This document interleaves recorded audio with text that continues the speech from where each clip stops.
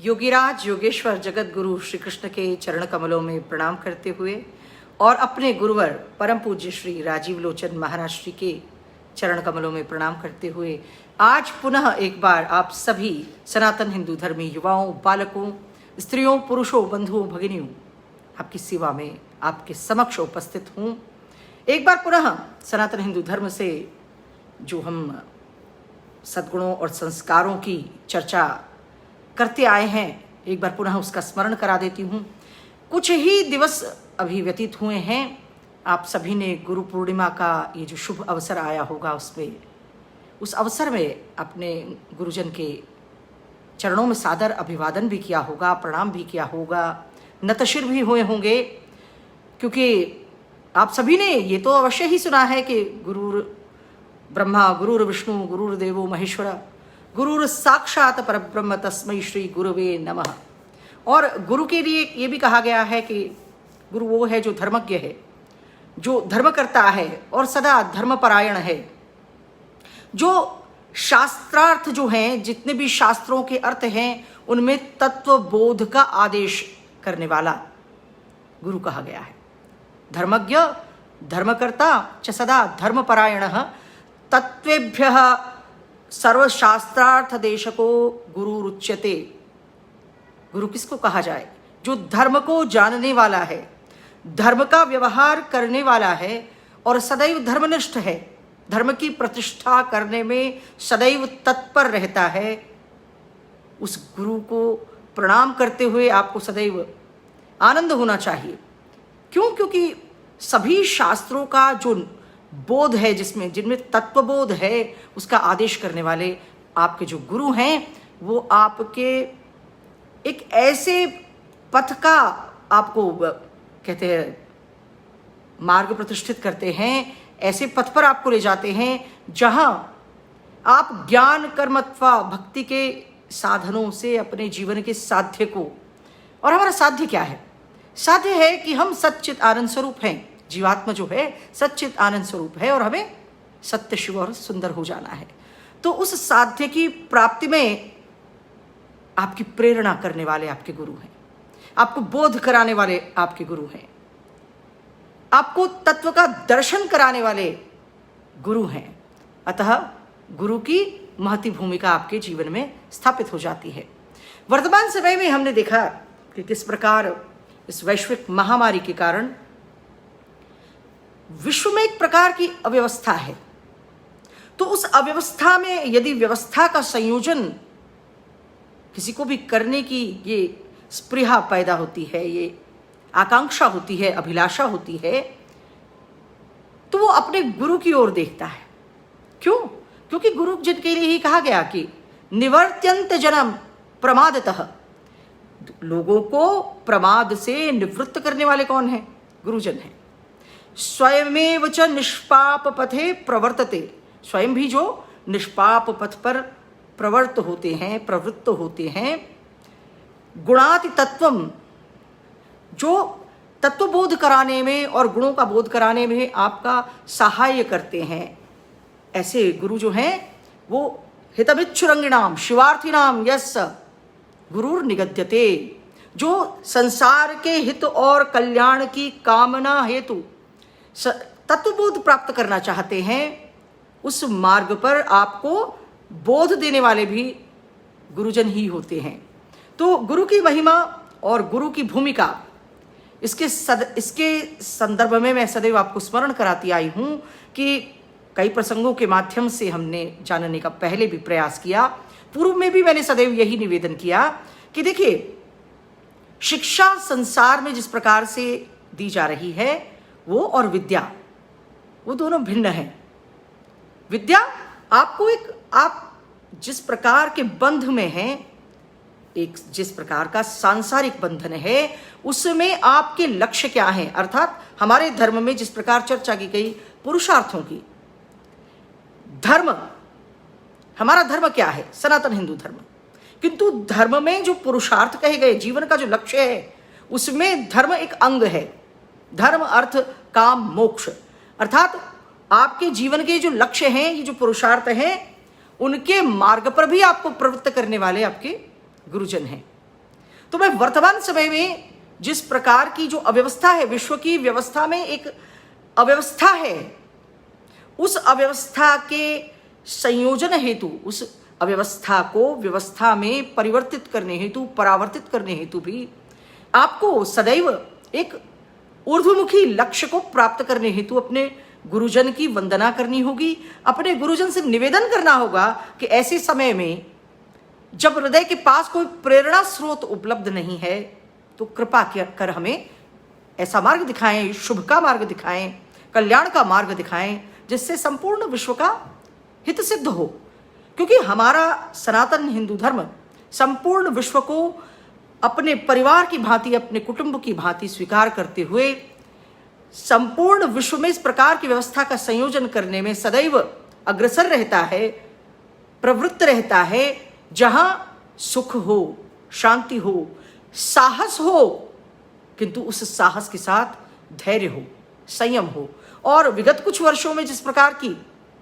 व्यवस्था हमने देखी और विगत कुछ दिवसों में हमने जिस प्रकार की वैश्विक व्यवस्था में फैली अव्यवस्था देखी,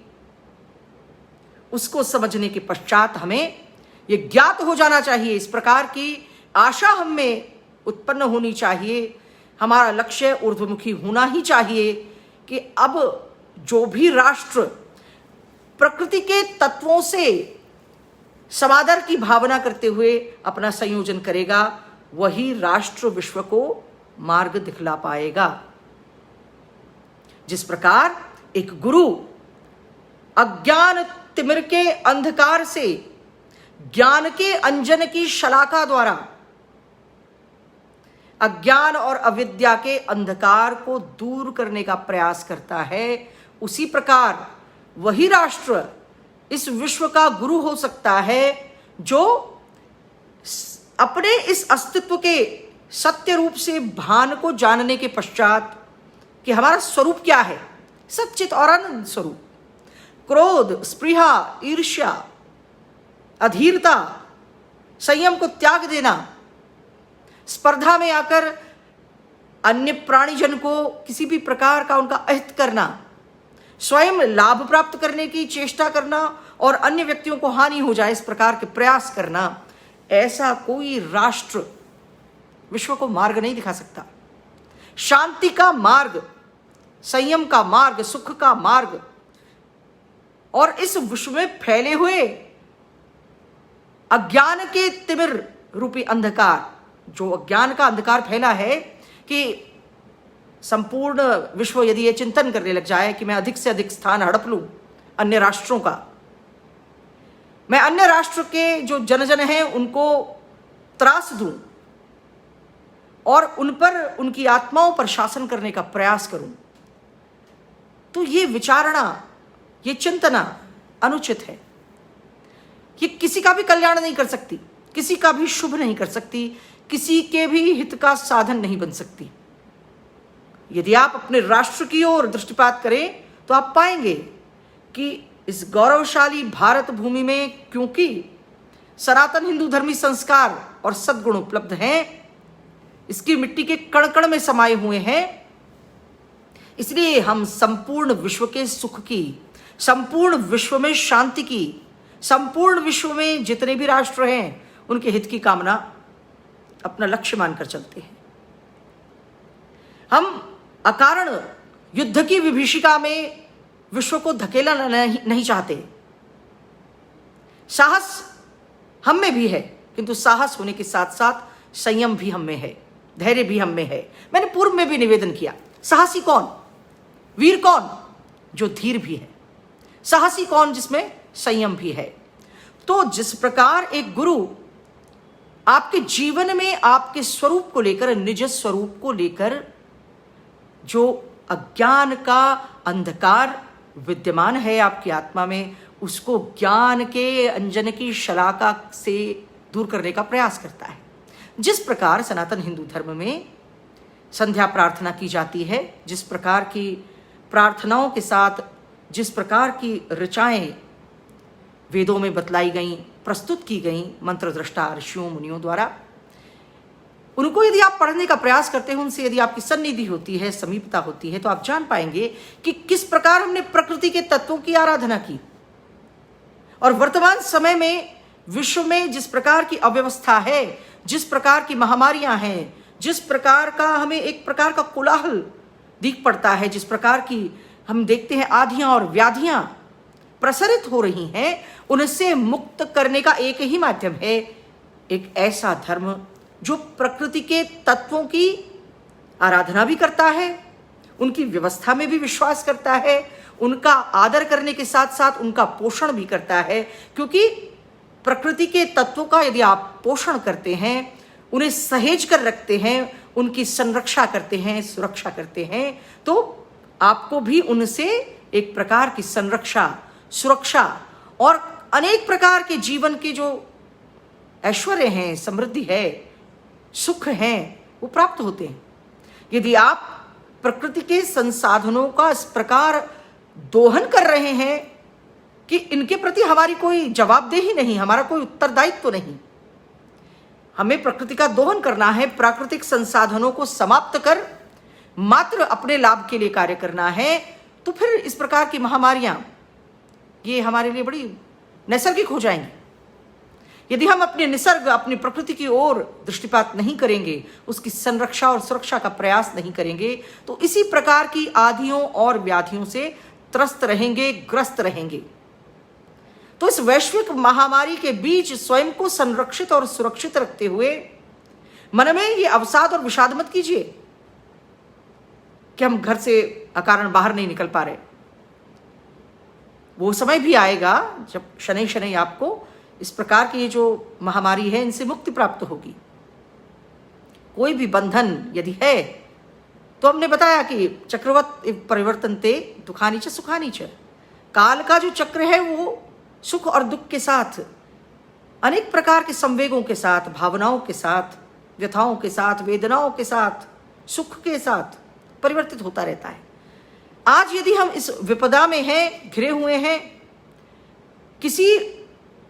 विशेष प्रकार की संयोजना के कारण, तो शनै शनै प्रकृति स्वयं के लिए एक प्रकार की ऐसी संयोजना, ऐसी व्यवस्था करती है जिसमें वो स्वयं को उपचार के भीतर लेकर जाती है, स्वयं की औषधि स्वयं कर, और इस प्रकार के बंधनों से मुक्त होती है। तो शनै शनै वो समय भी आएगा, किंतु जब तक वह समय आए तब तक संयम रखते हुए, साहस रखते हुए, जीवन जीने की उत्कृष्ट इच्छा रखते हुए, इच्छा शक्ति रखते हुए, जिजीविषा रखते हुए हमें ये संघर्ष करते रहना है कि किस प्रकार हम न मात्र स्वयं का, स्वयं के परिवार का, कुलों का, ग्राम का, नगर का, राष्ट्र का और संपूर्ण विश्व के कल्याण, हित और शुभ की कामना करते हुए अपने कर्म भी करते रहें। दैनंदिन कर्म से तो हमें कभी मुक्ति किस प्रकार प्राप्त हो सकती है, क्योंकि जीवन हमारा जब तक है, देह मुक्ति जब तक नहीं होती, जीवन है, देह है, तब तक हमारी सीमाएं हैं, हमारी परिधियां हैं और हमारे कुछ अधिकार हैं और कुछ कर्तव्य हैं। तो जिस प्रकार हम जीवन में अपने अधिकारों को प्राप्त करने की चेष्टा कर रहे थे, हमें यह विचार करना होगा कि यह समय हमारे कुछ कर्तव्यों के निर्वहन का है, और वो कर्तव्य उस मार्ग की प्रतिष्ठा करने हेतु यदि हमें ऐसे प्रेरणास्पद गुरु प्राप्त हैं, जो मैंने पूर्व में भी निवेदन किया, निवर्त्यन्य जन्म प्रमादतः, जो दूसरे लोगों को भी प्रमाद से निवृत्त करते हैं, स्वयमेव च निष्पाप पथे प्रवर्तते, स्वयं भी निष्पाप पथ पर प्रवृत्त होते हैं। क्यों आवश्यक है? पाप से आपकी मुक्ति क्यों आवश्यक है? पाप एक प्रकार की आधि है। मनसा वाचा कर्मणा किसी भी प्राणीजन को, जीव मात्र को या प्रकृति के तत्वों को भी किसी भी प्रकार की हानि पहुंचाने की, उनका अहित करने की, उनका अशुभ करने की अस्वस्थ कामना रखना, ये एक प्रकार की आधि है, एक प्रकार का रोग है जो आपकी आत्मा में व्याप्त होकर आपकी आत्मा को पाप से ग्रस्त कर देता है। तो इस पाप से यदि आपको मुक्ति प्राप्त करनी है, तो पुण्य क्या है आपके जीवन में? धर्म क्या बतलाता है आपको? कि आपका कर्तव्य है कि जीव मात्र जीव ही नहीं, हमारे यहाँ तो जो निर्जीव वस्तुएं भी हैं, समस्त विषय, समस्त वस्तुएं, है ना, उन सभी का आदर करते हुए, समादर की भावना से सभी को, हमारी ओर से किसी भी प्रकार का अहित न हो, किसी का अशुभ हम चिंतन न करें, तो आप पाएंगे कि न मात्र आपका शरीर अपितु आपका हृदय, आपका चित्त, आपकी आत्मा स्वयं को स्वस्थ अनुभव करते हैं, आनंदित अनुभव करते हैं। तो मनसा वाचा कर्मणा, किसी भी प्रकार के दुर्गुण की ओर अपने चित्त को प्रवृत्त न करना, चित्त को एकाग्र करना और उसे उचित मार्ग पर, सच्चित और आनंद के मार्ग पर प्रवृत्त करना, ये पुण्य का मार्ग है। आप यजन करते हैं, आप संध्या प्रार्थना करते हैं, पूजा पाठ करते हैं, अपने इष्ट देव का आराधन करते हैं, उनके चरणों की सेवा रचते हैं, उनकी पूजा अर्चना करते हैं, आंतरिक अभ्यर्थना करते हैं, ये भी मार्ग है। किंतु सदैव अपने चित्त को, अपने आत्म तत्व को, अपने ही नहीं अपितु संपूर्ण ब्रह्मांड से आपका जो सूत्र जुड़ा है, उस ब्रह्मांड के सूत्र को हृदय में विचार करते हुए अपने चित्त को नकारात्मक प्रवृत्तियों से निरुद्ध करते हुए उन्हें शुभ कर्मों की ओर, सभी का हित चिंतन करने वाले कर्मों की ओर प्रवृत्त करते हुए जो जीवन जिया जाएगा, उसे पुण्यशाली जीवन कहा जाएगा। आपने धर्मग्रंथ पढ़ लिए, आपने पूजा पाठ भी कर लिया, किंतु अब आपको लगता है कि मैंने ऐसा क्या पाप कर्म किया कि मुझे इस प्रकार का दंड दिया जा रहा है। भाग्य चक्र में मुझे अभी दिख नहीं पड़ता कि मैंने ऐसा कोई कर्म किया हो कि मुझे दंडित किया जाना चाहिए। तो मैंने आपको पूर्व में भी निवेदन किया कि हमारे कर्म का सिद्धांत आपको बतलाता है किस प्रकार संचित कर्म, संचीयमान कर्म, नित्य नैमित्तिक कर्म, इनके माध्यम से आप कर्मों को जानने का प्रयास कर सकते हैं। और यदि आपको तुरंत अपने कर्मों में कोई उत्तर नहीं दिख पड़ता कि मेरा कोई दुष्कर्म ऐसा है, या मनसा वाचा कर्मणा, मैंने किसी का अहित चिंतन नहीं किया, कोई अहित कर्म किसी का नहीं किया, किसी का अशुभ करने का प्रयास नहीं किया, सबके कल्याण की कामना की, और प्रत्येक प्रकार से धार्यते इति धर्म, उस प्रकार अपने स्थान के अनुरूप कर्तव्यों का अनुपालन भी किया, फिर इस प्रकार के दंड से, प्रतिरोधात्मक दंड से मेरी आत्मा त्रस्त क्यों है? तो आपको अपने धर्म के, कर्म के सिद्धांत की ओर प्रवृत्त होना पड़ेगा, और उसके संदर्भ में जानने के पश्चात आपके चित्त में इस प्रकार की शांति और विश्रांति उत्पन्न होगी। कदाचित मेरा जो प्रारब्ध है उसमें कोई संचित कर्म ऐसा है जिसके कारण इस प्रकार विधाता मुझे दंडित कर रहे हैं, या विधाता इस समय, हमें ऐसा भी प्रतीत होता है जीवात्माओं को, हम सभी मनुष्यों को, जीव मात्र जो मूक हैं, जो बोल नहीं सकते, उनकी ओर से भी हमें परमात्मा से निवेदन करना चाहिए कि पूर्व में हमारे किए गए प्रकृति के अव्यवस्थित और स्पर्धा से और स्वयं को अनुचित लाभ पहुंचाने के कारण जो हमसे पाप कर्म हुए हैं, मनसा वाचा कर्मणा, प्रकृति के तत्वों के प्रति या जीव मात्र के प्रति, विषयों और वस्तुओं के प्रति जो इस ब्रह्मांड में अपना अस्तित्व रखती हैं, तो हमें क्षमा करें। पुनः पुनः हम अपनी प्रार्थनाओं में ये चिंतन करने का प्रयास करें और अपने गुरुजन में आस्था रखते हुए, विश्वास रखते हुए, परमपिता परमात्मा के आशीष को प्राप्त करने का, उनके शुभाशीष को प्राप्त करने का कि हम सच्चित आनंद स्वरूप हैं। हे परमपिता परमात्मा, हम सत्य, शिव और सुंदर की प्रतिमूर्ति हो जाएं, हमारे कर्म शुभ हों, हम मनसा वाचा कर्मणा जो कर्म करें और उन कर्मों से जो फल उत्पन्न हो, वो फल न मात्र हमें अपितु अन्य जीव मात्र को भी, हमारे परिवारों, हमारे कुलों, हमारे ग्रामों, हमारे नगरों, हमारे राष्ट्र और हमारे संपूर्ण विश्व को सुख देने वाले हो, आनंद देने वाले हो। और उस आनंद की प्राप्ति के लिए हमें, मैंने पूर्व में भी निवेदन किया, अपनी प्रज्ञा को आनंदित करना होगा। हमें संयमी भी बनना होगा, हमें साहसी भी बनना होगा, और हमें अपने निज स्वरूप को, सच्चित आनंद स्वरूप को बारंबार पहचानना भी होगा। और हमारे गुरुदेव परम पूज्य राजीव लोचन महाराज श्री सदैव यही कहते हैं कि किसी कारणवश यदि आप सनातन हिंदू धर्मी हैं और पूजा अर्चना, अपने इष्ट देव की पाद सेवा रचना ये न कर पाए, तो शुभ कर्म कीजिए। शुभ कर्म अन्य लोगों के हित की कामना, स्वयं के हित की कामना। देखिए, हमारे शास्त्रों में कहा गया है 3 प्रकार के मनुष्य हैं इस संसार में, उत्तम प्रकृति के, मध्यम प्रकृति के और अधम प्रकृति के। जो अधम प्रकृति के हैं वो न स्वयं शुभ कर्म करते हैं, न किसी अन्य को करने देते हैं। जो मध्यम प्रकृति के मनुष्य हैं वो स्वयं के लिए शुभ कर्म करते हैं, अन्य के लिए विचारणा हो जाए तो ठीक, न हो पाए तो भी ठीक। उत्तम जन न मात्र स्वयं के लिए शुभ कर्म करने का प्रयास करते हैं, अपितु सभी के लिए ये विचार करते हैं कि मेरे किसी उत्तम कर्म से यदि सभी को लाभ होता है, सभी को शुभ की प्राप्ति होती है, सभी के कल्याण की कामना होती है, तो मैं कर पाऊं। तो हमें उस उत्तम प्रकृति का व्यक्ति बनना है। देखिए, स्वयं के हित चिंतना करना, इसके लिए कोई शास्त्र भी आपको प्रतिषेध नहीं करता, निषेध नहीं करता। स्वयं के हित की कामना, स्वयं के शुभ की कामना, स्वयं के कल्याण की कामना करते हुए अन्य समस्त जीव मात्र जो हैं उनके भी शुभ हित और कल्याण की कामना करना, इसमें कौन सी हानि है? तो इस प्रकार का व्यक्ति यदि हम बन जाएं, जिससे कुछ धर्म को जानने वाले, तत्व का उपदेश करने वाले कहते हैं कि ये मध्यम प्रकृति है, तो अनुचित क्या है? यदि हम मध्यम प्रकृति के मनुष्य बनकर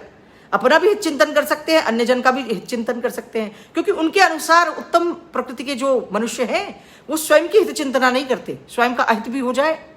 तो विचार नहीं करते, किंतु उन्हें अन्य जन का जो हित है, शुभ है, कल्याण है, उसकी कामना बड़ी प्रिय होती है, जिन्हें हम महात्मा भी कहते हैं कि इनकी आत्मा महान है, क्योंकि उसमें एक महती प्रकार का उत्तरदायित्व उन्होंने धारण कर रखा है कि मेरा स्वयं का हित हो, शुभ हो, कल्याण हो कि न हो, ये जानने की मुझे चेष्टा नहीं करनी, किंतु अन्य जन का न तो मेरे कारण कोई अहित होना चाहिए, अशुभ होना चाहिए, न कोई ऐसा हो कि उनका कल्याण न हो पाए। तो स्वयं को एक प्रकार से यदि दीप बनाकर प्रकाश भी कर दिया अन्य जन के लिए, तो वो प्रसन्न होते हैं उत्तम प्रकृति के लोग। तो ऐसे उत्तम प्रकृति के हमारे जो गुरुवर हैं, उन्होंने कुछ समय पूर्व जो एक बड़ी सुंदर उन्होंने रचना लिखी, जो मुझे स्मरण हो रही है कि जगत पालकम त्वम जगत पोषकम त्वम सुखागार शोकस्य खलु शोषकम त्वम। ईश्वर की प्रार्थना करते हुए कहना चाहते कि हे जगत के पालन करने वाले, हे जगत का पोषण करने वाले, आप सुखों के आगार हैं, आप सुखों का भंडार हैं और शोकों का शोषण करने वाले हैं, शोक का शोषण करने वाले हैं। और आगे उन्होंने इस प्रकार की बातचीत करते हुए उस पद में इस प्रकार की भावना व्यक्त की है कि हम अपनी वाणी से, अपने कर्म से आपको अपनी भक्ति में एक राजा का स्थान देते हैं। हे परमपिता परमात्मा, हे विधाता, हम आपको एक राजन का स्थान देते हैं, क्योंकि राजन अपनी प्रजा का जिस प्रकार हितचिंतन करता है, उसी को उत्तम प्रकृति का राजा कहा जाता है, नरेश कहा जाता है। तो आप उस प्रकार के हैं। आपकी भक्ति करते हुए हमें अत्यंत आनंद होता है। आप सभी जीव मात्रों को सुख दें, हम उनके हित की कामना करते हैं। आप हम सभी को सदैव आनंदित करने वाले हैं। हम आपके साकार रूप की भी प्रार्थना करते हैं, हम आपके निराकार रूप की भी प्रार्थना करते हैं, हम आपके उस रूप की भी प्रार्थना करते हैं जो निर्ग्रंथ है, जो निर्गुण है, जो निराकार है। हम आपके उस रूप की भी प्रार्थना करते हैं जो साकार है, जो सगुण है, प्रतिमाओं के माध्यम से। किंतु जब हम आपको परब्रह्म के रूप में याद करते हैं, स्मरण करते हैं, तो आप निराकार, निर्ग्रंथ और निर्गुण रूप में हमें दृष्टिगत होते हैं। तो हे परम पिता परमात्मा, जो ब्रह्म रूपी सूत्र के रूप में इस संपूर्ण ब्रह्मांड में सभी प्रकार के जीवों में विद्यमान हैं, आप हम सभी पर कृपा करें। हम आपके समक्ष हे उद्धारक सदैव नतमस्तक हैं। इस प्रकार की वो प्रार्थना कुछ समय पश्चात मैं आपके लिए आपके समक्ष अवश्य प्रस्तुत करूंगी। और अपने इष्ट देव का चिंतन करते हुए, मनन करते हुए, हृदय में संयम की भावना धारण करते हुए कि ये कष्ट के जो समय हैं, ये कष्ट के जो दिन हैं, ये बीत जाएंगे। जिस प्रकार सुख नहीं रहा, उस प्रकार ये दुख का जो पल है, दुख का जो क्षण है, वो भी व्यतीत हो जाएगा, किंतु संयम से। अपने हृदय में आशा के दीप को प्रज्वलित करे रखिए। प्रतिदिन प्रतिक्षण परम शक्ति के उस रूप का स्मरण करते हुए और गुणों के उस आगार परमपिता परमात्मा, उनकी गरिमा का अपनी इस गिरा से, अपनी इस वाणी से स्मरण करते हुए अपने चित्त में ये धीरज धरिए कि आपके कर्म शुभ होने चाहिए, सभी का हित चिंतन करते हुए होने चाहिए, सभी के कल्याण की कामना करते हुए होने चाहिए। और हम तो परमपिता परमात्मा से ये भी प्रार्थना करते हैं कि न मात्र जीवों को अपितु कुछ राष्ट्र जो इस समय, इस वैश्विक महामारी के समय अपने मात्र हित की चिंतना कर रहे हैं, अपने ही शुभ की, अपने ही कल्याण की कामना कर रहे हैं और अपना विस्तारवादी स्वरूप अन्य राष्ट्रों पर थोपने का जो प्रयास कर रहे हैं और भयभीत करने का उन्हें जो प्रयास कर रहे हैं, वो भय भी दूर होना चाहिए। उस भय का बंध भी काटा जाना चाहिए। और वो करने में हे परमपिता परमात्मा, सनातन हिंदू धर्मियों, युवाओं, बालकों, स्त्रियों, पुरुषों, बंधुओं, भगिनियों, हमने जिस प्रकार की त्रिशक्तियों की परिकल्पना की, हमने मातृदेवी की जो हम अपने शास्त्रों में जो उनका स्वरूप निर्दिष्ट किया हुआ, वर्णित देखा है, वो तो इतना महिमामयी है कि उसके आगे तो विश्व में कोई बाधा, कोई विपदा, कोई आपदा टिकने वाली नहीं है। अवश्य ही हमारे जो कर्म हैं विगत कुछ वर्षों में या विगत कुछ, मैं तो कहूंगी शताब्दियों में, कुछ इस प्रकार के हो गए हैं। और युग का भी कह सकते हैं कि इस प्रकार का ये जो कलयुग है, जिसमें धर्म का एक ही चरण मात्र बचा है, तो जो धर्म को मानने वाले हैं वो स्वयं ये जान लें और तत्पर हो जाएं कि इस विश्व की रक्षा और विश्व की सुरक्षा और संरक्षा में आपका बहुत बड़ा योगदान होने वाला है। क्योंकि धर्म का एक चरण ही अधर्म के इन 3 चरणों को पराजित करेगा। क्योंकि कलयुग के पश्चात अन्य युग का जो सूत्रपात होगा, तो अन्य आने वाला युग कौन सा होगा? सतयुग, जहां धर्म के सभी चरण सुरक्षित होंगे, संरक्षित होंगे। तो इस आशा को अपने हृदय में स्थान देते हुए, अपने परम पिता परमात्मा, अपने सनातन हिंदू धर्म पर विश्वास करते हुए और सनातन हिंदू धर्म के सभी शास्त्रों में जो तत्व का बोध निर्दिष्ट किया गया है, अपने गुरुओं के माध्यम से उससे सन्निधि और समीपता रखते हुए इस काल को भी जाते हुए आप देख पाएंगे। यही मैं परमपिता परमात्मा से प्रार्थना करती हूँ, आपके शुभ की कामना करती हूँ, समस्त संसार के शुभ की कामना करती हूँ, अपने राष्ट्र, अपनी भारत माता की शुभ की कामना करती हूँ, हित और कल्याण की कामना करते हुए आप सभी के लिए परमपिता परमात्मा से शुभाशीष निवेदित करती हूँ कि वो आप सभी पर अपना शुभाशीष बरसाएं और सत्वरता से ये विश्व पुनः हमें खिलखिलाता हुआ, आनंदमय, सच्चित और आनंदमय, सत्य, शिव और सुंदर की प्रतिमूर्ति दृष्टिगत हो, यही कामना करते हुए योगीराज योगेश्वर जगतगुरु श्री कृष्ण के चरण कमलों में और परम पूज्य राजीव लोचन महाराज श्री के चरण कमलों में प्रणाम करते हुए आप सभी के लिए यही कहूंगी, शुभमस्तु, शुभमस्तु, शुभमस्तु।